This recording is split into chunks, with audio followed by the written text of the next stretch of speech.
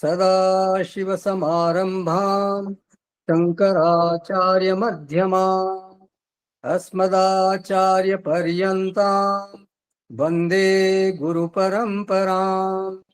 शङ्करं शङ्कराचार्यं केशवं बादरायणम् सूत्रभाष्यकृतौ वन्दे भगवन्तो पुनः पुनः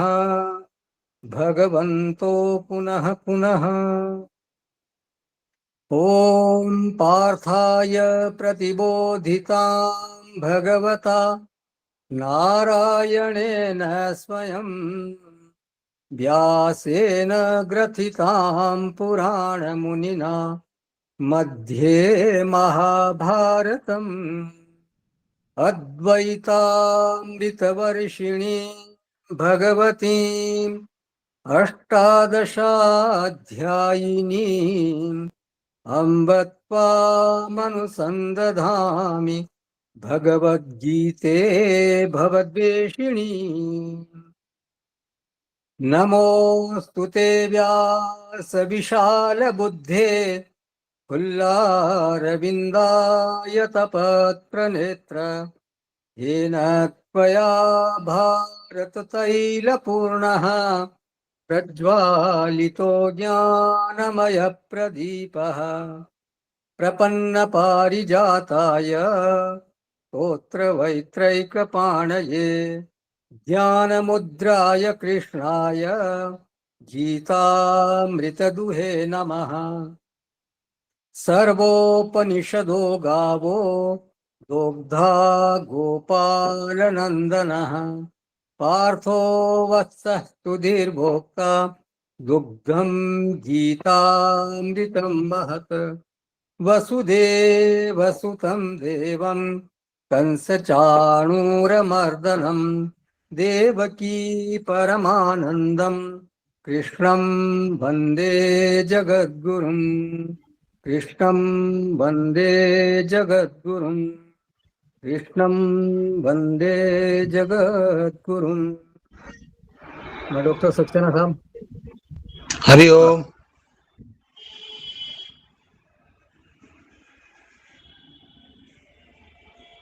जय जय गोविंद जय हरि गोविंद जय जय गोविंद जय हरि गोविंद जय जय गोविंद जय हरि गोविंद जय जय गोविंद जय हरि गोविंद जय जय गोविंद जय हरि गोविंद जय जय गोविंद जय हरि गोविंद जय जय गोविंद जय हरि गोविंद जय जय गोविंद जय हरि गोविंद जय जय गोविंद जय हरि गोविंद जय जय गोविंद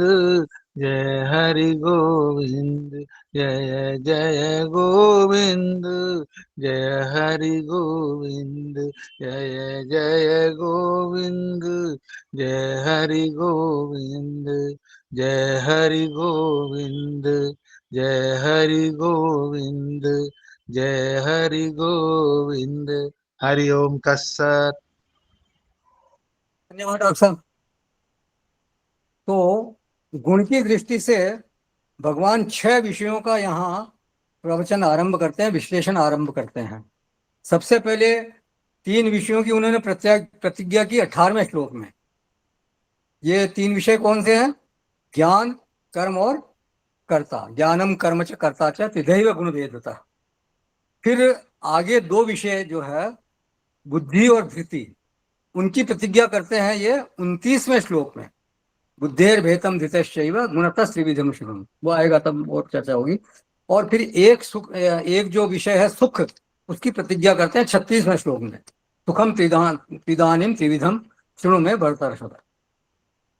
तो हमने देखा कि पहले के जो 3 विषय हैं, ज्ञान, कर्म और कर्ता, उनका आपस में हेतु फलात्मक संबंध है। जैसा ज्ञान होता है उसी के अनुसार फिर कर्म होता है, और उस कर्म के अनुसार ही फिर कर्ता कौन सा है इसका निश्चय होता है। तो इस प्रकरण में हमने सात्विक कर्म के बारे में विचार कर लिया था कि जिस ज्ञान से मनुष्य पृथक पृथक समस्त भूतों में एक अविनाशी नित्य अविभक्त आत्म वस्तु को समभाव से देखता है। भूत पृथक पृथक हैं, लेकिन उनमें एक जो चैतन्य तत्व है, जो आत्म विषय आत्मा तत्व है, वो एक ही है। तो ऐसा वो जो देख लेता है, तो वो ज्ञान है सात्विक। फिर ये ज्ञान विशेष, जो ये जो सात्विक ज्ञान है, ये विशेष में नहीं उलझाता, सामान्य पर दृष्टि को ले जाता है। हर एक में विशेषता है। जैसे पशु है, पशुओं में भी ये घोड़ा है, ये गाय है, ये बकरी है, ये सारी विशेषताएं हो गई। मनुष्य में भी ये स्त्री है, पुरुष है, ये भारतीय है, ये पाकिस्तानी है, ये अमेरिकन है, ये गोरा है, ये काला है, ये सब विशेषताएं हैं। तो उस विशेष में वो सात्विक ज्ञान नहीं उलझाता, बल्कि सामान्य पर वो सामान्य ज्ञान की तरफ वो ले जाता है। तो ये व्यक्ति को अभेदोन्मुखी चिंतन की ओर प्रेरित करता है, और एक दिन उसे अद्वैत तत्व तक पहुंचाने की सामर्थ्य ये सात्विक ज्ञान रखता है। फिर राजस ज्ञान किस तरह का है? सर्वेषु भूतेषु नाना भावान पृथक विधान वेत्ति, जो सब भूतों में भिन्न भिन्न प्रकार के नाना भावों को देखता है, वो ज्ञान राजस कहा जाता है। सारे भूत पृथक पृथक ही हैं, लेकिन उनमें भी वो पृथक पृथकता ही देख रहा है, तो वो ज्ञान राजस है। देखिए, सर्व को देखने की ताकत तो किसी में भी नहीं है। आप और हम, कोई भी मनुष्य मात्र हो, वो सर्व को नहीं देख सकता। तो जितनी हमारे सामने और जितनी हमारे मन में, हमारी कल्पना में जो सृष्टि आती है, जो दुनिया है, तो वो ही हमारा सर्व है। आप जितना कितनी आपकी सामर्थ्य कितनी है, आप कितनी देख सकते हो?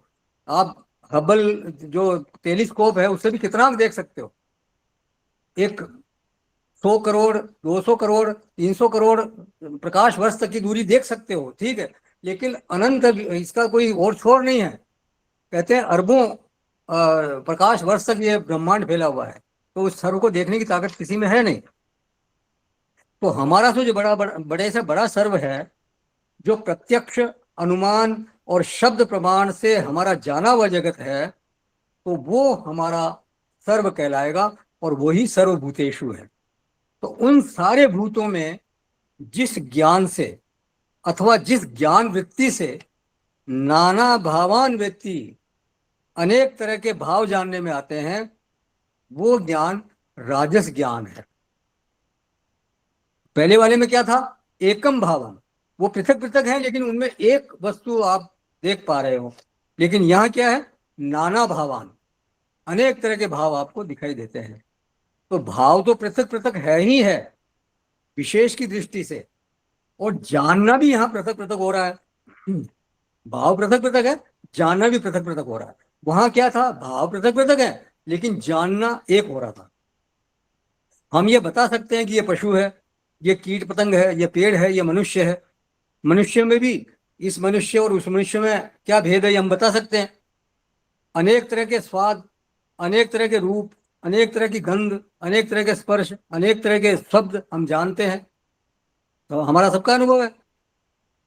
तो नाना भावान पृथक विधान, तो पृथकता का बोध कराने वाली, विशेषता का बोध कराने वाली, नानात्व का बोध कराने वाली जो ज्ञान वृत्ति है, उसको कहा जाता है राजस ज्ञान वृत्ति। इस ज्ञान वृत्ति में दोष क्या है, तो वो हम थोड़ा सा देख लें। ये पृथकता का बोध कराने वाली जो है, नानात्व का बोध कराने वाली वृत्ति स्वयं में दोषी नहीं है, लेकिन वो एकत्व को जानने में हमारे को असमर्थ बनाती है। यही उसका सबसे बड़ा दोष है, सबसे बड़ी न्यूनता है। देखिए, नानात्व को या पृथकता को पृथक पृथक जानना स्वयं में दोष नहीं है, क्योंकि पृथक है तो पृथक जानेंगे, लेकिन जान करके उसी में आसक्त हो जाना और उसके उपादान भूत जो सच्चिदानंद की तरफ हमारी दृष्टि नहीं जाती है, ये उसका दोष है। उसमें हम असमर्थ रह गए, ये उसका दोष है। तो ये जो राजसिक ज्ञान वृत्ति है, ये उसी पृथक में आसक्त हो जाती है। पृथक पृथक देखते हैं और पृथक पृथक में ही आसक्त हो जाती है। मुझे तो ये रंग अच्छा लगता है, वो रंग अच्छा नहीं लगता। मुझे ये भोजन अच्छा लगता है, वो भोजन अच्छा नहीं लगता। मुझे ये आदमी अच्छा लगता है, वो आदमी अच्छा नहीं लगता। माने पृथकता से राग कर बैठना, पृथक से द्वेष कर बैठना, ये उस राजसिक ज्ञान वृत्ति का दोष है। तो पृथकत्व का जो ज्ञान है वो बुरी बात नहीं है, क्योंकि प्रमा का अर्थ क्या है? यथार्थानुभव। जो भी यथार्थ आप देख रहे हैं उसका आपको यथार्थ अनुभव हो जाए, जो वास्तविकता है उसका अनुभव हो जाए। इसलिए प्रमाण व्यापार से पृथक वस्तु का पृथक्त्वेन ज्ञान होता है। आपने नेत्र से देखा, गाय को देखा, आपको गाय का ज्ञान होगा। घोड़े को देखा, घोड़े का ज्ञान होगा। हाँ, मकान को देखा, मकान का ज्ञान होगा। पेड़ को देखा, पेड़ का ज्ञान होगा। आदमी को देखा, आदमी का ज्ञान होगा। तो पृथक्त्वेन वो सबका ज्ञान होगा। तो प्रमा में कोई दोष होता हो ऐसी बात नहीं है। मिर्च को मिर्च जानना, नमक को नमक जानना, ये सही है, यथार्थानुभव है, इसमें क्या बड़ी बात है। लेकिन नमक को चीनी जान लेना, ये भ्रांति है। तो प्रमा का मतलब है यथार्थानुभव। जैसा अर्थ है माने जैसी वस्तु है उसको उसी तरह से अनुभव करना। सज्जन को सज्जन अनुभव करना, ये प्रमा है। और सज्जन को दुर्जन जान लेना, ये भ्रांति है। तो जिसकी जो विशेषता है उसको उसकी विशेषता के साथ उसको यथार्थ समझ लेना, ये प्रमा है।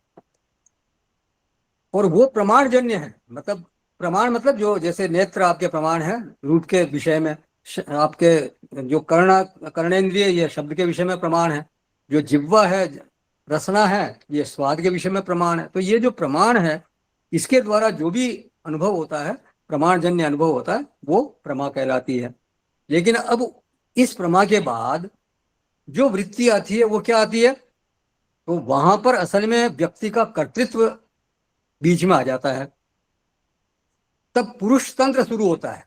एक तो वस्तु तंत्र, वस्तु जैसी है वैसी जान लेना। जैसे अग्नि उष्ण है तो वो वस्तु उष्ण है, उसको उष्ण जानना, ये वस्तु तंत्र है। वो उसको आप ये नहीं कह सकते कि ठंडी है। लेकिन अग्नि को देवता समझ लेना, ये एक देव है, ये समझ लेना है पुरुष तंत्र है। ये आपके ऊपर है कि उसको देव समझो या साधारण अग्नि समझो। तो वो चीज हमको चाहिए, ये तो ज्ञान ने नहीं कहा था कि ये चीज हमारे को चाहिए, या ये चीज हमको नहीं चाहिए, ये भी ज्ञान ने नहीं कहा था। वो चीज अच्छी है या बुरी है, ये ज्ञान ने नहीं कहा था। तो यहां पर हमारे संस्कार की भूमिका फिर शुरू हो जाती है। राग द्वेष की वृत्ति अनुशायी हो जाती है। सुखानुशायी माने राग, और दुखानुशायी माने द्वेष। तो इस तरह की वृत्ति जब उस ज्ञान से सट जाती है, उसके साथ लग जाती है, तब वो एकत्व में तक जाने में बुद्धि को असमर्थ बना देती है। हम उसकी विविधता में फंस जाते हैं, उसकी विशेषता में फंस जाते हैं, और एकत्व को देखने में हमारी बुद्धि असमर्थ हो जाती है। कई बार साधकों में देखा जाता है, वो कहते हैं सभी लोगों में भगवान है। बिल्कुल ठीक बात है, सब में आत्म तत्व एक ही है। लेकिन एक साधक के मन में तब दुविधा उत्पन्न हो जाती है जब एक आदमी उसको सता रहा है, उसको परेशान कर रहा है, कष्ट दे रहा है, और उसको कहना भी पड़ रहा है कि वो भगवान है। तो ये तो एक तरह से डबल स्टैंडर्ड वाली बात हो गई। तो वो परेशान कर रहा है और आप कह रहे हो भाई वो भगवान है। तो ये इस तरह की बात नहीं होनी चाहिए। साधु वृत्ति इसको नहीं कहा जा सकता। साधु वृत्ति ये है कि ज्ञान में गलती नहीं होनी चाहिए, प्रमाण व्यापार बिल्कुल शुद्ध होना चाहिए। हमें मालूम होना चाहिए कि कौन कुटिल है, कौन सज्जन है, कौन हितैषी है, कौन हमारा विरोधी है, कौन हमें प्रेम करता है, कौन हमसे द्वेष करता है, कौन हमसे हमारा विरोध करता है। तो ये पृथक्त्वेन यथार्थ ज्ञान होना चाहिए। माने ज्ञान में बिल्कुल गलती नहीं होनी चाहिए। फिर उस व्यक्ति की उपेक्षा करनी। अगर कोई परेशान कर रहा है तो उस व्यक्ति की उपेक्षा करनी है, या कि उसके दोष को नजरअंदाज करके उसका दोष होने के बावजूद उसका भला करना है। अब ये आपका स्वयं का निर्णय होगा। ज्ञान में गलती नहीं होनी चाहिए। ज्ञान में गलती करके आप ये काम नहीं कर सकते। ज्ञान से ही तो पता चलेगा कि ये सज्जन है या दुर्जन है, हितैषी है या कि विरोधी है। अगर विरोधी है, इसके बावजूद हमारी साधुता हमसे अगर मांग करती है कि हम उसका भला करें, तो फिर हम उसका भला करेंगे। इस जानकारी के बावजूद भी जब हम उसका भला करेंगे तभी हम फिर साधु कहलाने के हकदार होंगे, साधु कहलाएंगे। लेकिन यदि पहले आपका ज्ञान ही गलत होगा तो फिर तो बात बनेगी नहीं, फिर तो जो भी आप करोगे उसमें गलती हो जाएगी। तो ज्ञान में बिल्कुल गलती नहीं होनी चाहिए। तो साधुता जो है वो यथार्थ प्रमा से नहीं बनती। वो यथार्थ प्रमा के बाद फिर आप अपना निर्णय करेंगे कि क्या करना है मुझे। सबसे पहले ज्ञान तो आपको सही होना ही चाहिए। ऐसा नहीं था कि युधिष्ठिर जो है वो दुर्योधन की दुष्टता को नहीं समझते थे, लेकिन जब दुर्योधन को गंधर्व राज ने पकड़ लिया तो फिर भीम और अर्जुन को भेजा उनको छुड़ाने के लिए। कथा इस तरह से है कि पांडवों को वनवास हो गया, वो 12 वर्ष के वनवास में चले गए। तो एक दिन दुर्योधन को पता नहीं क्या सूझी के उनको चिढ़ाता हूं मैं, तो उनको चिढ़ाने के लिए जहां वो अपना वो लगा रखा था, उन्होंने कुटिया बना रखी थी, उसके पास में ही वहां जाके अपना खेमा लगा दिया। और ये नाच गाने वाले सब वहां पहुंच गए और उनके साथ नित्यांगनाएं और बाजे बजाने वाले सब पहुंच गए। रात भर नाच गाना चलता रहा। तो ये बहुत परेशान होते रहे। भीम ने तो यहाँ तक कहा कि ये हमारे हमारे जले पर नमक छिड़कने आया है, मतलब हमारी छाती पर मूंग डल रहा है एक तरह से। लेकिन फिर भी उन्होंने सहन किया। लेकिन क्या हुआ कि दूसरे दिन वो उसको गंधर्वराज ने पकड़ के ले गया। ये कोई गंधर्वराज थे, उन्होंने पकड़ लिया उसको, दुर्योधन को। जब युधिष्ठिर को पता चला तो इन्होंने भीम और अर्जुन को कहा भाई नहीं, जाओ के छुड़ा लाओ, भले ही वो कैसा भी है लेकिन जाओ छुड़ा के लाओ। और फिर वो जाके छुड़ा के लाए उसको। तो ये उनकी साधुता थी, उनका बड़प्पन था। अज्ञान नहीं था, वहां पर किसी प्रकार की भ्रांति नहीं थी। वो ये जानते थे कि वो दुष्ट है, दुर्योधन बहुत ज्यादा दुष्ट है, हमारे को बहुत उसने परेशान किया, हमारे को इतना दुख दिया उसने, हमारा हमेशा उत्पीड़न उत्पीड़न किया उसने। इसके बावजूद उन्होंने गंधर्व राज से उसको छुड़वाया। तो साधु होने का मतलब ये नहीं है कि उसको गलत ज्ञान होता है। ज्ञान में गलती नहीं होनी चाहिए, ज्ञान तो सही ही होना चाहिए। राजसिक ज्ञान में दोष क्या है कि उसमें पृथकत्व में आसक्त होने की संभावना बढ़ जाती है। विशेष देखता है, विशेष में फिर वो आसक्त हो जाता है, या विशेष से राग कर लेगा या विशेष से द्वेष करेगा। वो बुद्धि विशेष में, वो जो बुद्धि है उसकी, व्यक्ति की, वो विशेष में उलझ कर रह जाती है। बुद्धि सत्य दर्शन करने में चली थी, लेकिन विशेष दर्शन करके करके उसी में वो उलझ जाती है, वास्तविकता नहीं देख पाती वहां पर। जैसे कोई नदी पार करने की सोचे और नदी पार करने के लिए वो नदी में उतर जाए, तैरता हुआ जा रहा है और बीच में कहीं शैवाल आ गए तो वहीं पे उलझ गया वो। तो ये जो उलझाने वाली बात है इस राजसिक ज्ञान में, वो इसका दोष है। तो पृथक दर्शन ये है राजसिक ज्ञान। इसी का फिर अंतिम परिणाम क्या होता है? राजसिक ज्ञान का अंतिम परिणाम होता है संघर्ष, कलह, विभाजन, मेरा तेरा, अपना पराया, हाँ, जो अलगाववाद, ये क्या है? ये सब राजसिक ज्ञान के ही भंडे हैं, इसी ज्ञान के परिणाम है। ज्ञान स्वयं दोष युक्त नहीं है, क्योंकि पृथकता का बोध प्रमाणजन्य है। बिल्कुल पृथकता का बोध तो होगा ही होगा, जैसा है वो आपकी आपकी बुद्धि वैसा दिखाएगी। लेकिन उस पृथकता के साथ एक रूप हो जाना, उसमें आसक्त हो जाना, ये उसका दोष है। एक बात और है, यदि पृथक को पृथक न समझा जाए तो व्यवहार में फिर कठिनाई होगी, क्योंकि व्यवहार में तो नानात्व से ही व्यवहार करना पड़ता है। आप परिवार में रहते हैं, सभी मनुष्य पंच महाभूतों से बने हुए हैं, लेकिन उसमें एक आपका पिता है, एक आपकी माता है, एक आपकी पत्नी है, एक आपका पुत्र है, एक आपकी पुत्री है, मतलब ये आपका भाई है, बहन है। वो पृथकता के अनुसार फिर व्यवहार होगा, व्यवहार तो आपको उसी तरह से करना पड़ेगा। इसलिए पृथकता का बोध बोध जो है वो तो यथार्थ होना ही चाहिए। सावधानी क्या रखनी है? सावधानी ये रखनी है कि कहीं ये हमारे को उलझा तो नहीं रहा, कहीं हमको विशेष में आसक्त तो नहीं कर रहा, या कहीं विशेष से द्वेष तो नहीं करवा रहा। ये हमारी साधना का अंग होना चाहिए, जानते हुए भी कि क्या इसकी उपेक्षा करने में मैं समर्थ हूं। यदि हाँ, तो ये वृत्ति हमें एकत्व की ओर ले जाएगी। मतलब हम जानते हैं कि पृथक पृथकत्व है, लेकिन ये अगर ये वृत्ति हमारे को उसकी पृथकत्व का उपेक्षा करने में हमारे को समर्थ बनाती है, हम उसमें एकत्व देखने की सामर्थ्य रख पाते हैं, तो फिर वो हमारे को एकत्व की तरफ ले जाएगी। नानात्व दर्शन के बावजूद यदि ऐसा जो साधक है वो एकत्व का दर्शन करने में फिर समर्थ हो सकेगा। नानात्व की ओर से आंख फेरने से काम चलने वाला नहीं है। नानात्व तो जगत में रहेगा ही रहेगा। भगवान ने सात्विक ज्ञान के विवरण में क्या कहा था? अविभक्तम विभक्तेषु, मतलब विभक्त में अविभक्त को देख लेता है। अगर विभक्त नहीं होता जगत, विभाजन नहीं होता जगत में, या विभक्त वाली बात नहीं होती, तो भगवान विभक्त का नाम लेते ही क्यों? तो नानात्व तो है, लेकिन उसमें आसक्ति नहीं होनी चाहिए, बस इतनी सी बात है। तो ये हो गया राजसिक ज्ञान के बारे में। अब तामसिक ज्ञान कैसा है, इसमें ये अगला श्लोक है। राजसिक ज्ञान से संबंधित या अब तक की चर्चा से संबंधित किसी का कोई प्रश्न है या कुछ इसमें ऐड करना हो तो करें, नहीं तो फिर तामसिक ज्ञान को हम देखेंगे। ये 22वां श्लोक है 18वें अध्याय का, तामसिक ज्ञान के बारे में।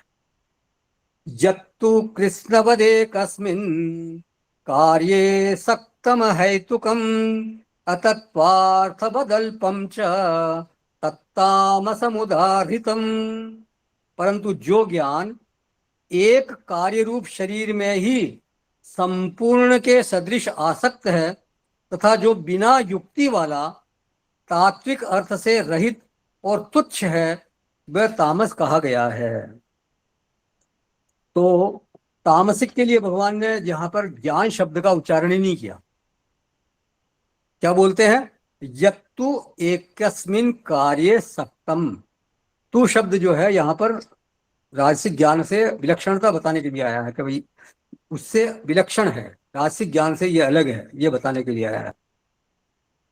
तो यत माने यत ज्ञानेन, जो ज्ञान किसी एक कार्य में, किसी एक चीज में आसक्त हो जाता है, माने आसक्त कर देता है कि यही सब कुछ है, मतलब चीज एक ही है, छोटी सी चीज है, उसमें आसक्त कर देता है कि यही सब कुछ है।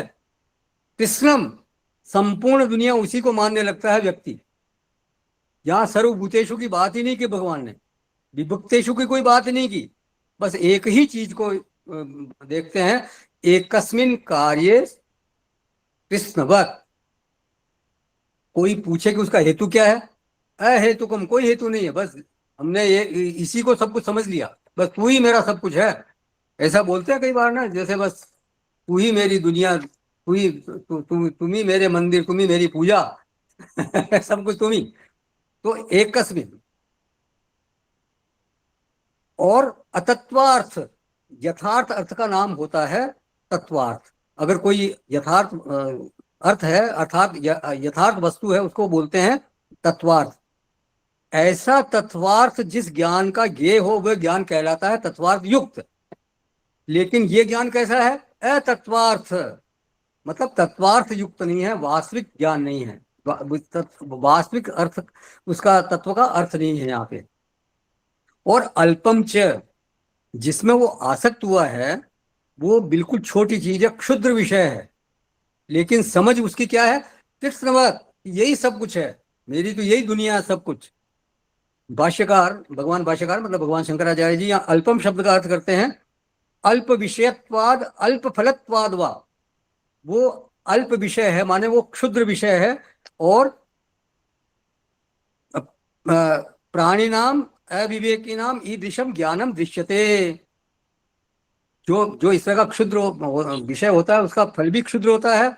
और तत्तामस उदाहरितम, वो तामसा नाम प्राणी नाम अविवेक के नाम ईदृशम ज्ञानम दृश्यते। बोले वो जो ज्ञान है वो तामस कहा जाता है, क्योंकि अविवेकी तामसी प्राणियों में ही ऐसा ज्ञान देखा जाता है। ये भगवान भाष्यकार का कहना है। जो अविवेकी है, जिनमें मूड है जैसे, वो बिल्कुल इस तरह का अल्प ज्ञान ही उनमें होता है, वो वास्तविकता को नहीं समझते हैं। अब देखिए, लोग छोटी छोटी बातों में क्रिसमस फंस जाते हैं, संबंधों में फंस जाते हैं, धन में फंस जाते हैं, पद प्रतिष्ठा में फंस जाते हैं। कृष्णवत माने यही सब कुछ है। इन्हीं को किस्मत मान ले लगते हैं। धन को किस्मत मान लिया, प्रतिष्ठा को किस्मत मान लिया, सब कुछ यही है। पद को किस्मत मान लिया। यहाँ यश एक चीज है, नो डाउट। यश, पद एक चीज है, धन एक चीज है, लेकिन वो किस्मत नहीं हो सकती। किस्मत मतलब संपूर्ण नहीं हो सकती। कहते हैं ना, धन ही सब कुछ नहीं होता, पैसा ही सब कुछ नहीं होता, ये कहावत है। पैसा बहुत बहुत कुछ है, लेकिन सब कुछ नहीं है, ऐसा कहा जाता है। लेकिन इस तामसिक ज्ञान के द्वारा व्यक्ति एक चीज को ही सब कुछ मानने लगता है। वो एक में सर्व की बुद्धि करता है, और यह एक में सर्व की बुद्धि करना, यही सब कुछ है। ये तामसिक ज्ञान कहलाता है। कोई पद में फंस जाते हैं कि भाई ये पद जो है यही मेरे को सब कुछ दिला सकता है, तो वो ये सब छोटी छोटी चीजें हैं। उस आत्म तत्व के सामने, परमात्मा के सामने इन चीजों का क्या मूल्य? कोई मूल्य नहीं है। लेकिन लोग फंसते हैं, और ज्यादातर लोग इसी तरह छोटी छोटी चीजों में फंसे रहते हैं। लेकिन वो तामसिक ज्ञान है भगवान के अनुसार। तो तीन तरह के ज्ञान हो गए। अभेदोन्मुखी ज्ञान माने सात्विक ज्ञान, फिर भेदोन्मुखी ज्ञान माने राजसिक ज्ञान, और क्षुद्र में संपूर्णवत देखने वाला, मतलब यही सब कुछ है ऐसा मानने वाला, तो ये तामसिक ज्ञान। अब जैसा ज्ञान होगा, कर्म भी फिर उसी तरह का होगा। तो तीन तरह के कर्म भगवान यहाँ बताते हैं। कर्म के तीन प्रकारों का यहाँ उल्लेख करते हैं। तो ये 23वां श्लोक जो है, वो यहाँ कर्म का उल्लेख, यहाँ सात्विक कर्म की बात यहाँ भगवान बता रहे हैं 23rd श्लोक में। नियतम संगरहितम अराग द्वेषतः कृतम अफल प्रेप्सुना कर्म यत्तत्सात्विकमुच्यते। जो कर्म शास्त्र विधि से नियत किया हुआ और कर्तापन के अभिमान से रहित हो, तथा फल न चाहने वाले पुरुष द्वारा बिना राग द्वेष के किया गया हो, वो सात्विक कहा जाता है। तो यत् कर्म तत् सात्विकम उच्यते। जो कर्म ऐसा है उसको सात्विक कहा जाता है। कौन सा कर्म सात्विक है भाई? बोलते हैं यत् कर्म कृतम। जिस कर्म का संपादन किया गया, जिस कर्म का अनुष्ठान किया गया। कैसे अनुष्ठान किया गया? तो उसमें पहली विशेषता भगवान बतलाते हैं कि वो अधिकारी के प्रति नियत होना चाहिए। जो उसको करने वाला है, उस अधिकारी का वो नियत कर्म होना चाहिए। नियतम, नियत का अर्थ है कि अपनी विशिष्ट पहचान के अनुसार। देखिए, दो तरह की पहचान व्यक्ति की होती है। एक तो शास्त्रीय पहचान होती है, और एक समाज द्वारा दी गई पहचान होती है। शास्त्रीय पहचान मतलब वर्णाश्रम की पहचान, किस वर्ण में वो, किस वर्ण का व्यक्ति है, ब्राह्मण, क्षत्रिय, वैश्य, शूद्र। और फिर उसका आश्रम कौन सा है, गृहस्थ आश्रम है, ब्रह्मचर्य आश्रम है, वानप्रस्थ आश्रम है, या संन्यास आश्रम है। ये तो होगी शास्त्रीय पहचान। एक होती समाज के द्वारा दी हुई पहचान कि ये पुरुष है, ये स्त्री है, ये पिता है, ये पुत्र है, ये व्यापारी है, ये डॉक्टर है, ये इंजीनियर है। तो ये सब मिला करके एक विशिष्ट पहचान बनती है एक व्यक्ति की। तो उस विशिष्ट पहचान के अनुसार जो हमारा कर्तव्य बनता है, चाहे वो नित्य कर्म हो, चाहे नैमित्तिक कर्म हो, प्रायश्चित हो, उपासना हो, या कदाचित सकाम हो, ये 5 प्रकार के कर्म यदि हमारे लिए नियत हैं, तो वो फिर अनुष्ठेय है, उनका अनुष्ठान किया जाना चाहिए। तो नियत शब्द जो है बहुत व्यापक है। नियत शब्द के अंतर्गत कर्म के ये 5 विभाग तो आते ही हैं। एक ये जो 5 अभी बताए, ये सब 5 आते हैं। ये एक विद्यार्थी को ये जानना चाहिए कि नित्य कर्म क्या है, नैमित्तिक कर्म क्या है, ये प्रायश्चित क्या है। तो पहले इस पर चर्चा हो चुकी, पहले भी एक बार बात हो चुकी है, लेकिन संक्षेप में दोबारा फिर जान लेते हैं। 6 प्रकार के कर्म होते हैं। तो 5 तो ये अभी बताए, जो नित्य कर्म, नैमित्तिक कर्म, उपासना, प्रायश्चित और काम्य कर्म। और एक होता है फिर निषिद्ध कर्म। तो निषिद्ध जो है वो अनुष्ठेय नहीं होता, उसको नहीं करना चाहिए। ये 5 अनुष्ठेय होते हैं। तो नित्य माने प्रतिदिन किया जाने वाला, जैसे शौच स्नान आदि है, भोजन आदि है, नौकरी है, व्यापार है, ये नित्य कर्म के अंतर्गत आएंगे। फिर नैमित्तिक, किसी निमित्त के उपस्थित होने पर जो किया जाना वाला कर्म है। जैसे तीर्थाटन के लिए आप गए, कोई शादी समारोह में गए, किसी और सत्संग आदि में गए, निमित्त कोई उपस्थित हो गया उसमें गए, कि डॉक्टर को दिखाने गए, बीमार हो गए डॉक्टर को दिखाने गए, या किसी को लेके गए डॉक्टर के पास, तो निमित्त कोई उपस्थित हो गया, तब वो किया जाने वाला कर्म वो नैमित्तिक कहलाता है। फिर प्रायश्चित वो होता है जो कदाचित हमसे किसी कर्म में कोई गलती हो गई हो, कोई अपराध हो गया हो, कोई दोष रह गया है, तो उसके शमन के लिए किया जाता है। तो पूर्वकृत कर्म की दोष निवृत्ति के लिए किया गया कर्म वो प्रायश्चित कहलाता है। फिर उपासना कर्म वो होता है जिसमें वृत्ति जो है हमारी वो देवाकार बनानी होती है। किसी इष्ट की उपासना, हमारा जो इष्ट है उसको, उसकी पूजा अर्चना करना, उसकी आराधना करना, ये उपासना कर्म के अंतर्गत आता है। फिर काम्य कर्म, किसी कामना विशेष के लिए किया गया कर्म। जैसे दशरथ जी ने पुत्रेष्टि यज्ञ किया, पुत्र की कामना थी। किसी व्यक्ति को धन प्राप्ति करनी है तो वो उसके लिए कोई विशेष कोई अनुष्ठान करवाए। इसी तरह से किसी को कोई किसी प्रकार की इच्छा है तो उस इच्छा की पूर्ति के लिए कोई कर्म किया जाए, उसको बोलेंगे काम्य कर्म। और निषिद्ध, वो तो फिर शास्त्र विरुद्ध कर्म है। एक हमारे जैसे व्यक्तियों को तो वो करना नहीं चाहिए। जो दुष्ट व्यक्ति होते हैं वो तो करते ही हैं, निषिद्ध कर्म होते ही हैं, दुनिया में कई तरह के निषिद्ध कर्म करते हैं लोग। तो और फिर उनको, फिर उसका जो कोई करता है तो उसको दंड भी मिलता है उसका। तो निषिद्ध के अतिरिक्त जो पांचों कर्म है वो हमारे नियत कर्म शब्द वाच्य कहलाएंगे। लेकिन तब जब वो अधिकारी की अपनी विशिष्ट पहचान के अनुसार हो। जैसे मैं कर रहा हूं कर्म, तो मेरी जो विशिष्ट पहचान है उसके अनुसार जो मेरा नियत कर्म बनेगा वो ये होगा कि मेरे को ये कर्तव्य कर्म करने हैं। वो हर एक का अपना अपना कर्तव्य वो निश्चित हो जाता है। एक ही व्यक्ति घर में होता है तो उसका कर्तव्य अलग होता है। वो अपने काम पे जाता है, जैसे कोई दुकान पे गया या ऑफिस में गया, तो वहां उसका कर्तव्य अलग हो जाएगा। तो वहां उसके फिर कर्म बदलते रहते हैं ऐसे। तो जिस प्राप्त परिस्थिति में जो भी उसका कर्तव्य कर्म है वो उसका नियत कर्म कहलाएगा। तो हर व्यक्ति की पहचान फिर अलग अलग होती है, और इसलिए उनके नित्य नैमित्तिक आदि कर्म भी फिर सबके अलग अलग होते हैं। अब सन्यासी के लिए, कोई सन्यासी है वो कैसा, मैं तो नौकरी करूंगा व्यापार करूंगा, तो ये उसके लिए निषिद्ध है। लेकिन गृहस्थ के लिए वो नियत कर्म है। तो अपनी विशिष्ट पहचान के अनुसार जो हमारा कर्तव्य कर्म बनता है उसको कहेंगे हम नियतम। माने ये तय हो जाए कि हम जो कर रहे हैं वो हमारा कर्तव्य है, हमारी पहचान के अनुसार, वो फिर हमारा नियत कर्म कहलाएगा। वो शुभ है या अशुभ है, अच्छा है कि बुरा है, इस बात का असल में हमारे सनातन धर्म में कोई विशेष विवरण मिलता नहीं है। क्रिया में शुभ अशुभ को या अच्छे बुरे को स्वीकार नहीं किया गया है। नियत है कि नहीं ये देखा जाता है। उस व्यक्ति की विशिष्ट पहचान के अनुसार उसका नियत कर्म है या नहीं ये देखा जाता है। जैसे देखिए, एक सैनिक है तो वो अगर बॉर्डर पर है तो वध करना, किसी व्यक्ति का वध करना उसके लिए नियत कर्म है। बॉर्डर पर अगर है युद्ध के समय तो फिर उसका नियत कर्म बन जाएगा, एक व्यक्ति का वो वध कर सकता है। अगर वही सैनिक अगर गांव में आता है तो फिर ये उसका नियत कर्म नहीं रहेगा।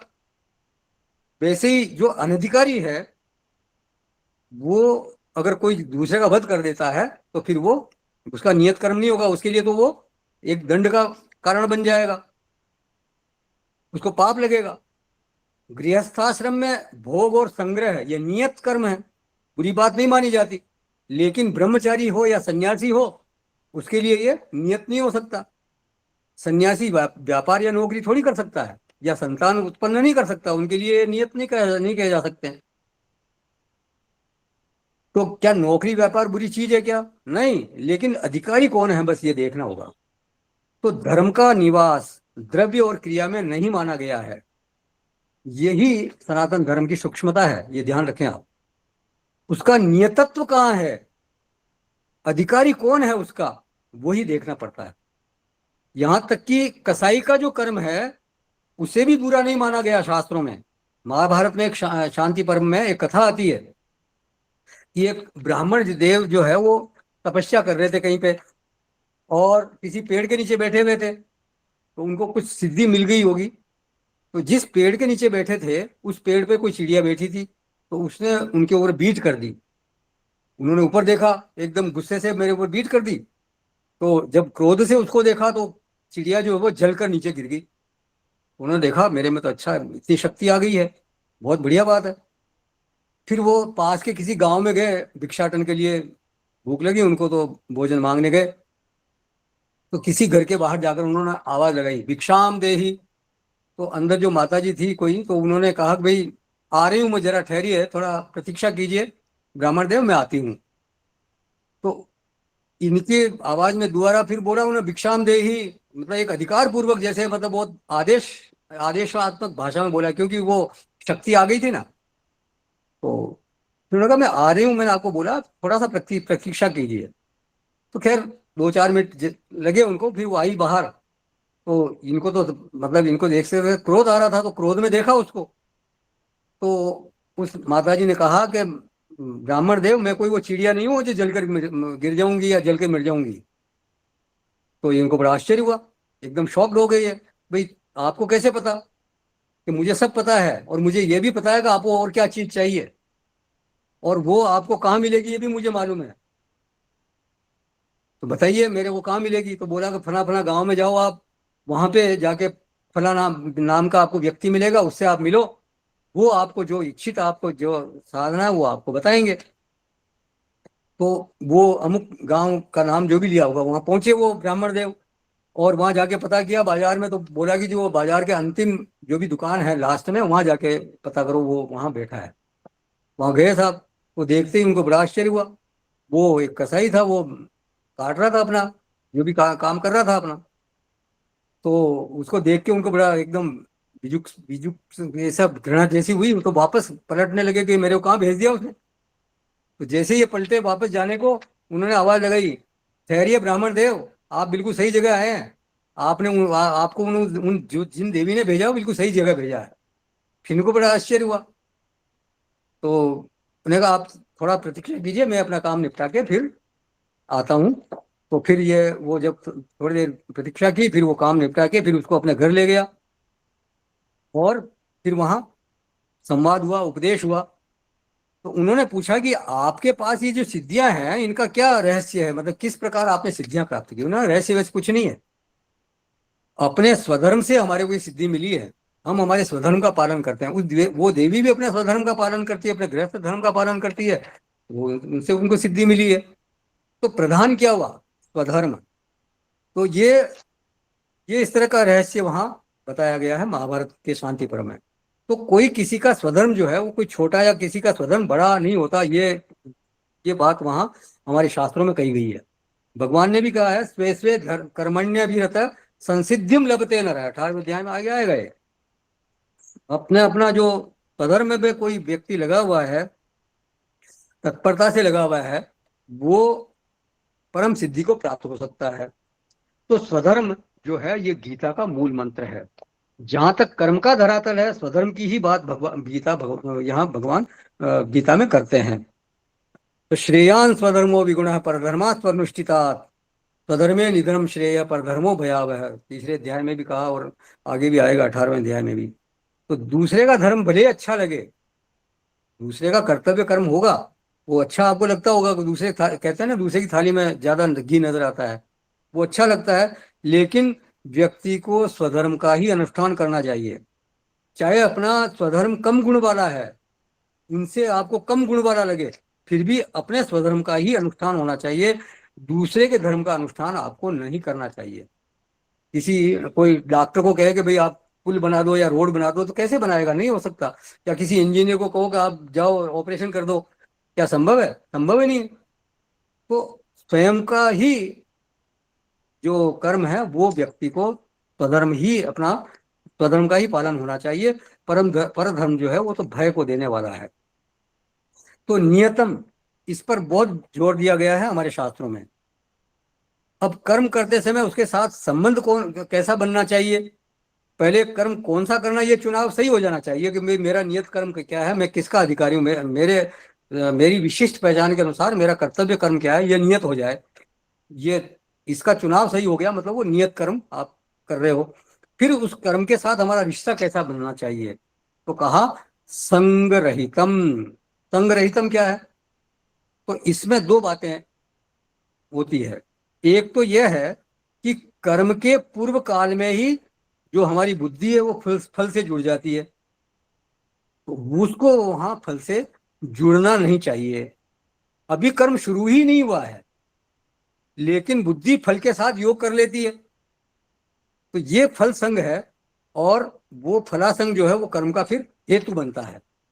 मतलब कर्म करना ही पड़ेगा, फिर पहले फल के साथ जुड़ के बुद्धि के मुझे तो ये चाहिए, पहले कल्पना कर लेता कि मेरे को ये कर्म करूंगा तो मुझे ये फल मिलेगा, और फिर वो जब फल के साथ बुद्धि जुड़ गई तो फिर वो निश्चित रूप से कर्म भी फिर कर्म में वो प्रवृत्त कराएगा, वो जो फलासंग है वो कर्म में प्रवृत्त कराएगा। यहाँ कर्तव्य बुद्धि जो है वो कर्म का हेतु नहीं बन रही है, बल्कि क्या फल का कर्म का हेतु क्या बन रहा है, फलासंग। तो ये कर्म पूर्व काल का फलासंग है, मतलब कर्म शुरू नहीं हुआ उससे पहले के काल का फलासंग हो गया। फलासंग दो तरह का होता है, एक तो कर्म एक तो कर्म हो गया, उसके बाद जो परिणाम आया उसका फलासंग, और दूसरा कर्म के पहले ही, ये कर्म के पूर्व जो फलासंग, ये भी फलासंग है।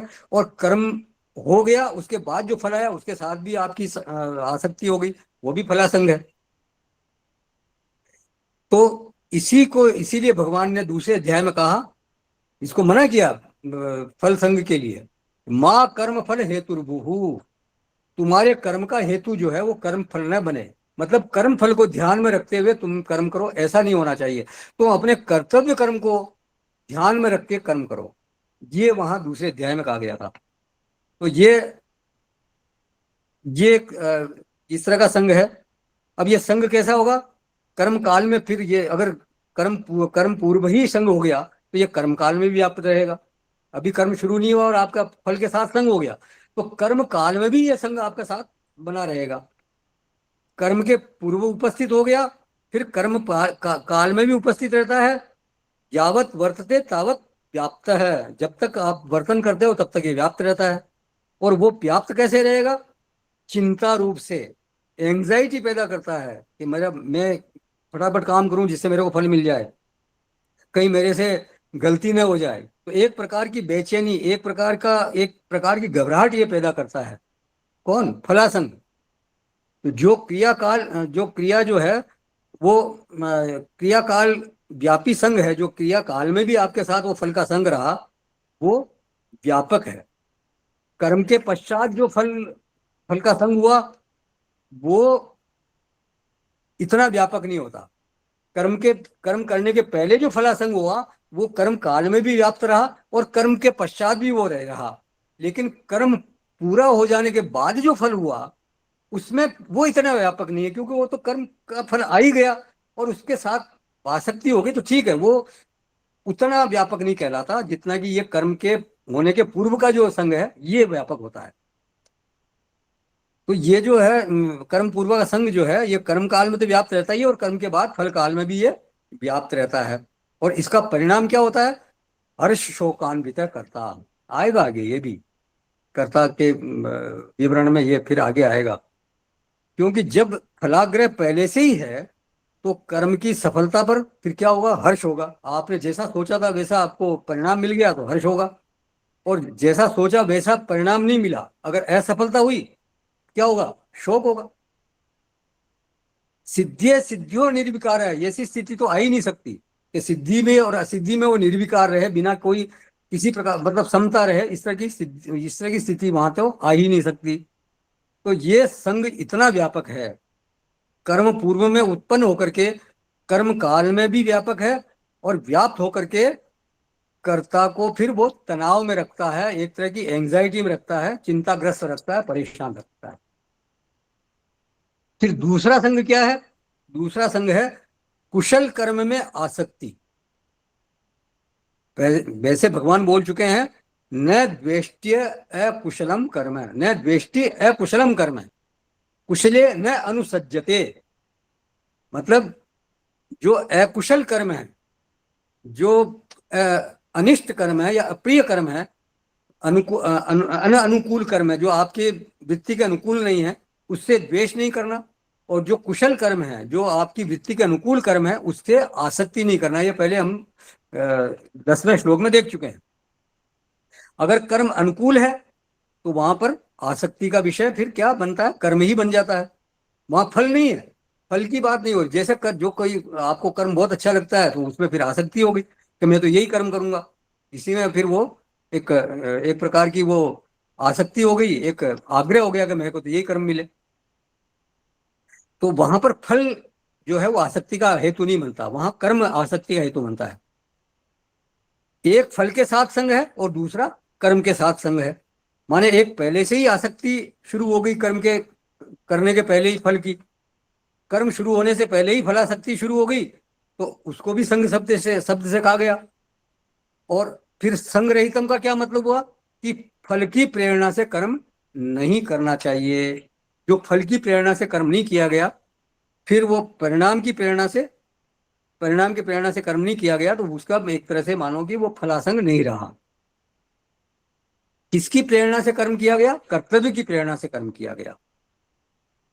तो फल को ध्यान में रखकर कर्म नहीं करना, बल्कि कर्तव्य को ध्यान रख करके कर्म किया जाना चाहिए। और जिस कर्म में ये होगा, और कर्म के पूर्व भी आसक्ति न हो, और कर्म में भी आसक्ति नहीं हो, और कर्म के पश्चात फल में भी आसक्ति नहीं हो, वो फिर कर्म कहलाएगा सात्विक कर्म।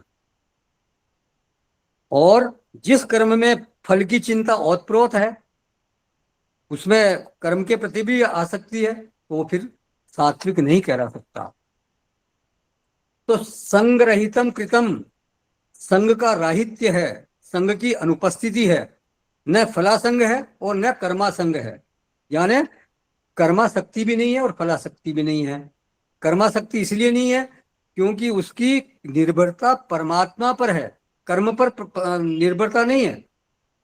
आसक्ति माने क्या होता है, आसक्ति माने अधीनता।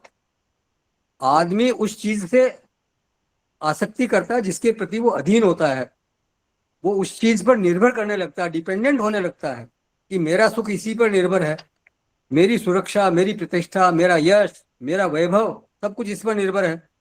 और जब ये तय हो गया कि मैं इसी पर निर्भर करता हूं, तो फिर तो आसक्त हो गया वो। ये पद नहीं रहेगा तो मुझे कौन पूछेगा, ये जो मेरा यश है, मेरा जो वैभव है, मेरी जो शक्ति है, ये इस पद पर निर्भर करती है, तो ये पद तो मुझे चाहिए ही चाहिए, तो पद में आसक्त हो गया। तो ये हम सबके साथ घटित होती रहती है, घटनाएं इस तरह की बातें आती रहती है। ये ये जो निर्भरता है, वस्तुओं पर निर्भरता है, पद पर निर्भरता है, वैभव पर निर्भरता है, धन पर निर्भरता है, ये कैसे कटेगा? ये तब कटेगी, ये निर्भरता तब कटेगी जब ईश्वर पर निर्भरता हो आपकी। वो कहते, भगवान क्या कहते हैं, योगक्षेमम वहाम्यहम, सभी का योगक्षेम मैं वहन करता हूं। तो जब व्यक्ति इस बात पर विश्वास करे तो फिर उसको किसी प्रकार की चिंता रहेगी ही नहीं। देखिए, तुलसीदास जी को कोई ज्ञानपीठ पुरस्कार नहीं मिला था, कबीर जी कोई किसी किसी महामठ के कोई महामंडलेश्वर नहीं थे। वो किस पर निर्भर थे, वो परमात्मा पर निर्भर थे, परमात्मा पर निर्भर रहकर ही उन्होंने अपना काम किया। तो आदमी की निर्भरता कहाँ होनी चाहिए, केवल परमात्मा पर। क्योंकि जीव है तो उसको किसी न किसी पर तो निर्भर रहना ही पड़ेगा, बिना आश्रय के जीव रह नहीं सकता। लेकिन तय ये हमारे को ये करना है कि हमारी निर्भरता किस पर होनी चाहिए। तो हमारे को जो साधक लोग हैं उनको तो कम से कम परमात्मा पर ही हमारी निर्भरता होनी चाहिए। तो नियतम संगरहितम। अब आगे बोलते हैं, अराग द्वेषतः कृतम, राग और द्वेष से रहित होकर के कर्म होना चाहिए। क्योंकि कर्म जो है प्राय कैसे होता है, या तो राग की प्रेरणा से होता है या कि फिर द्वेष की प्रेरणा से होता है। तो जिस कर्म के पीछे, जिस अनुष्ठान के पीछे राग की प्रेरणा का अत्यंता भाव है, द्वेष की प्रेरणा का अत्यंता भाव है, वो फिर कर्म सात्विक कहलाएगा। तो संग का अत्यंता भाव हो, राग द्वेष का अत्यंता भाव हो, और कर्तव्य बुद्धि का भाव हो कि मेरा यह कर्तव्य है, मुझे ये कर्म करना है, तो फिर वो कर्म जो है नियत हो, मतलब माने आपका कर्तव्य कर्म हो। तो ये तीन लक्षण यहाँ हो गए कर्म के लिए। एक तो नियतम होना चाहिए, फिर वो संग रहितम होना चाहिए, और अराग द्वेषतः कृतम होना चाहिए। तब जाकर वो सात्विक कर्म कहलाएगा। फिर एक चौथा लक्षण और बताते हैं इसमें, वो है कर्ता के संबंध में लक्षण है। अफल प्रेप सुना, वो सात्विक कर्म तो है, लेकिन किया किसके द्वारा जा रहा है, कैसा करता है वो करता है अफल प्रेप सुना। ये कर्ता का नाम ही एक तरह से भगवान ने दे दिया। इच्छा माने होता है इच्छा, और उसमें प्र साथ में लगा दिया तो बना प्रेप्सा। तो प्रेप्सा जिसके जीवन में होती है उसको कहा जाता है प्रेप्सुहु। जैसे एक शब्द है ना जिज्ञासा, तो जिसके भीतर जिज्ञासा होती है उसको क्या कहा जाता है, जिज्ञासु। तो वो किसका प्रेप्सु है, फल का। तो उस आदमी का नाम पड़ गया फल प्रेप्सुहु। और उसका तृतीय वचन तृतीया लगाया तो तृतीया एक वचन उसका बनेगा फल प्रेप्सुना। जैसे राम है रामो रामेण, तो रामेण रामाभ्याम रामयित, उसी तरह से ये इसकी तृतीया बनती है फल प्रेप्सुना। तो ये क्या है, अफल प्रेप्सुना। इसमें फल की इच्छा नहीं है, यहाँ पे किसी प्रकार की कोई उसको इप्सा नहीं है। तो क्या है, केवल कर्तव्य भावना है कि ये मेरा कर्तव्य है इसलिए मुझे करना है, बस। तो फल प्रेप्सुना के लिए बोलते हैं भगवान भाष्यकार, फलम प्रेप्सिति इति फल फल प्रेप्सुहु फल तृष्ण तद विपरीतेन अफल प्रेप्सुना कर्ता। जो कर्ता कर्म फल को चाहता है वो कर्म फल प्रेप्सु अर्थात कर्म फल की तृष्णा वाला होता है। और इसके विपरीत जो कर्म फल नहीं चाहता, जो कर्म फल नहीं चाहने वाला होता है उसको बोलते हैं अफल प्रेप्सुहु। तो वो फिर ये यहाँ भगवान कह रहे हैं अफल प्रेप्सुना, मतलब उसके द्वारा किया गया कर्म जो है वो सात्विक कर्म होता है। तो तीन लक्षण तो कर्म के सीधे बता दिए, और एक लक्षण यहाँ कर्ता का अलग से बता दिया कि उस कर्म को, सात्विक कर्म को करने वाला कर्ता कैसा होना चाहिए। तो देखा जाए तो पूर्वोक्त का माने नियतम संग रहितम आदि का कर्ता से ही संबंध बनता है। कर्ता से ही संबंध, क्योंकि करने वाला है उसी, वही तो कर्म करेगा। तो कर्ता विशिष्ट हो जाता है जब पहले ये कर्ता विशिष्ट कब होता है, जब पहले वाले लक्षण भी इसमें घटे।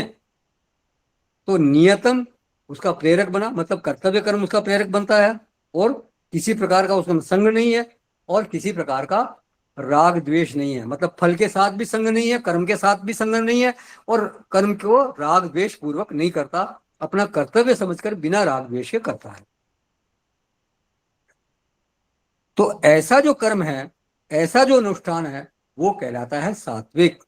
तो भगवान यहाँ जो पहचान करा रहे हैं वो हमारे स्वयं में पहचानने के लिए करा रहे हैं। हमारे को देखते रहना चाहिए, हमें स्वयं का आत्मनिरीक्षण करते रहना चाहिए कि हमारी क्या स्थिति है, क्या हम जो कर्म कर रहे हैं वो ये इस तरह का सात्विक कर्म होता है क्या, या हम जो बोलते हैं, व्यवहार करते हैं, हमारी वाणी जो है बात करते समय कहीं वो राग द्वेष से प्रेरित तो नहीं होती, कहीं हमारे कर्म में कोई फलासंग तो नहीं है, कोई कर्मासंग तो नहीं है। तो ये हमारे को देखते रहना चाहिए हमारे अपने जीवन में। तो ये हो गया सात्विक कर्म। अब राजसिक कर्म क्या है, तो ये बोलते हैं, ये 24वां श्लोक है राजसिक कर्म के बारे में। अब तक की चर्चा में इससे 23वें श्लोक से संबंधित किसी का कोई प्रश्न है या कोई इसमें ऐड करना चाहते हैं तो करें, नहीं तो फिर हम इस 24वें श्लोक में प्रवेश करेंगे। 18वें अध्याय का 24वां श्लोक। यत्तु कामेप्सुना कर्म साहंकारेण वा पुनः क्रियते बहुलायासं तद्राजसमुदाहृतम्। परंतु जो कर्म बहुत परिश्रम से युक्त होता है तथा भोगों को चाहने वाले पुरुष द्वारा या अहंकार युक्त पुरुष द्वारा किया जाता है वह कर्म राजस कहा जाता है। तो यत् कर्म क्रियते कामेप्सुना, जैसे वहां अफल प्रेप्सुना था, यहाँ कामेप्सुना। यहाँ सबसे पहले कर्ता का नाम ही ले लिया भगवान ने। सात्विक में कर्ता का जो नाम आया था वो तीसरे पाद में आया था। 4 पाद होते हैं श्लोक के, प्रथम पाद, द्वितीय पाद, तृतीय पाद, चतुर्थ पाद। तो वहां तो अफल प्रेप्सुना कर्म यत्तत् सात्विक, मुझे तीसरे पाद में वो नाम आया था, यहाँ पहले पाद में इसका नाम आ गया यत्तु कामेप्सुना क्रियते। तो यत्तु माने ये सत्व से विलक्षण बताने के लिए यहाँ बताया, तू शब्द जो है ये आया है। जत कर्म कामेप्सुना क्रियते, काम की इच्छा से माने फल की इच्छा से कर्म किया जाता है। फलासंग से बुद्धि बिल्कुल जुड़ गई है, फलाक्रांत हो गई है, तो उस वृत्ति से युक्त जो पुरुष है उसको कहा जाता है कामेप्सु।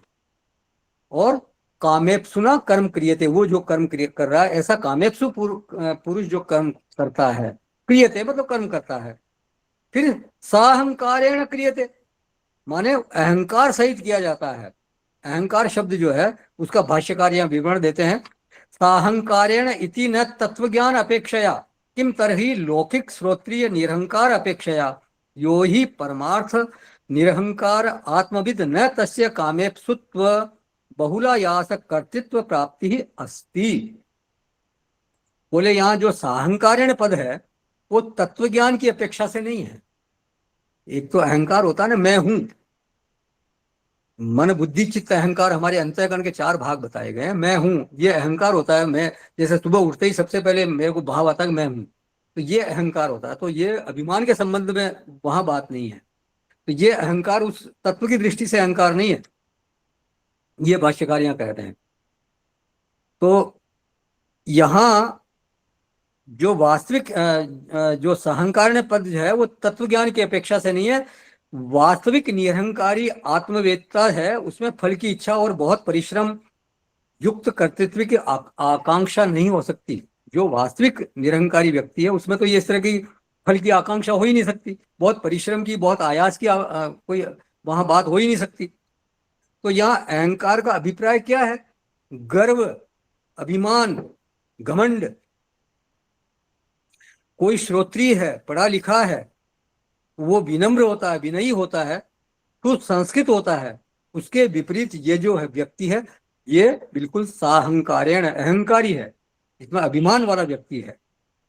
तो यहाँ पारमार्थिक अहंकार की बात नहीं की गई है, मैंने जो अभी बताया उस तरह के अहंकार की बात नहीं कही है, बल्कि गर्व और अभिमान वाले अहंकार की यहाँ बात की गई है। अभिमान की प्रधानता से किया गया अनुष्ठान, जैसे महर्षि विश्वामित्र ने एक तपस्या आरंभ की कि मैं वशिष्ठ जी से बड़ा बनकर दिखाऊंगा। वो ब्रह्मर्षि कहलाते हैं, मैं भी ब्रह्मर्षि कहलाऊंगा। ये इनको तो जो विश्वामित्र जी थे इनको महर्षि कहा करते थे, लेकिन वो कहते हैं कि मैं ब्रह्मर्षि कहलाऊंगा वशिष्ठ की तरह।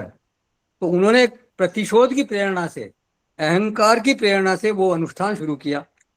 तो जब ऐसे महर्षि भी अहंकार युक्त हो जाते हैं तो फिर तो साधारण जो जन है, साधारण व्यक्ति, उसकी तो फिर बात ही क्या कहनी है। तो वो साहंकारेण हो जाता है। तो ये जो अभिमान की प्रधानता से लेकर के किया गया अनुष्ठान है, वो अनुष्ठान, वो जो कर्म है वो कहलाता है राजसिक। और एक तीसरा लक्षण परमात्मा ने दिया, बहुलायासम क्रियते, माने अनायास न क्रियते। वहां परिश्रम बहुत ज्यादा है, आयास की बहुलता है, आराम से, सहजता से, आनंद लेते हुए कर्म नहीं होता है। करने वाला बहुत परिश्रम करता है, बहुत श्रम करता है। कर्म करते समय बहुत हड़बड़ी है, एक तरह की बेचैनी है, एक तरह की घबराहट है। देखने वाले को ऐसा नहीं लगता कि he is enjoying his work, मतलब वो अपने काम को बड़ा आनंद के साथ कर रहा है, ऐसा नहीं लगता सामने वाले को। हो सकता है उसमें परिश्रम हो, किसी कर्म में परिश्रम हो सकता है, लेकिन यदि करने वाला मास्टर है उसका, तो वो बेफिक्र होकर उस कर्म को करेगा, उसको एंजॉय करते हुए वो उसको करेगा। तो कठिन से कठिन कर्म में भी उसको फिर मजा आएगा। तो फिर वहां एक तरह से वो बहुलायास वाली स्थिति नहीं होगी, होगा वो परिश्रम वहां वहां होगा, लेकिन बहुत ज्यादा आयास उसको नहीं करना पड़ता। आपने देखा होगा बहुत से लोग बिल्कुल एकदम अपने काम में मास्टर हो जाते हैं, बहुत से परिश्रम वाले कर्म होते हैं लेकिन वो बड़े आसानी से उसको करते हुए दिखते हैं हमारे को। लेकिन कोई खींचते हुए करता है, हाँ, अपने सिर पर भार समझकर करता है कि मेरे को इसको करना ही पड़ेगा, बहुत ज्यादा ऐसे परेशान होकर करता है, तो वो बहुलायासम की श्रेणी में आ जाएगा। तो यत् कर्म कामेप्सुना क्रियते, साहंकारेण क्रियते बहुलायासम क्रियते तत्कर्म राजसम उदारितम। ऐसा जो कर्म है वो राजस कर्म कहा जाता है। तो फिर अब आगे जो तीसरा कर्म आएगा वो है तामसिक कर्म। उसकी चर्चा हम अगले बार में करेंगे। किसी का कोई प्रश्न है या कुछ किसी को कुछ ऐड करना है तो करें, नहीं तो फिर इसका समापन करेंगे। कहीं जाइएगा नहीं। ओम पूर्णमद पूर्णमिदं पूर्णात् पूर्णमुदच्यते पूर्णस्य पूर्णमादाय पूर्णमेवावशिष्यते। ओम शांति शांति शांति। हरि ओम। श्री गुरुभ्यो नमः। हरि ओम।